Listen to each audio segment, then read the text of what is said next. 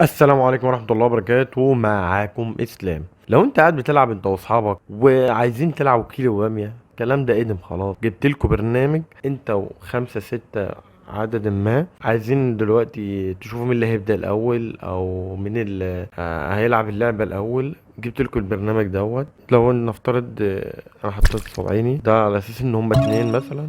هو ده اللي فاز كده. لو انا ممكن احط 3 صوابعي مثلا، لو انتوا هتلعبوا 3 مثلا، ده كده اللي فاز. لو نفترض بقى انا حطيت اهو دي 5 صوابعي، لو احنا 5 هنلعب، ده خلاص اللي هيبقى. تمام. لو زهقتوا مثلا من الحاجة دي ممكن نلعب اللي هي دي مثلا لو عايز محتار انت ومراتك، انت واصحابك تجيبوا ايه، تروح لا اعمل كده اهو دي، وتستنى وهو اللي هيختار لك عشوائي عشان ما تتخانقوش بدل ما تقعد تقول اي حاجة. تمام. وتاني حاجة الكوين دي اللي هي بالبلدي كده اهو دي الرفة. اهو ملك ولا كتابة اهو كده، ملك ولا كتابة كده.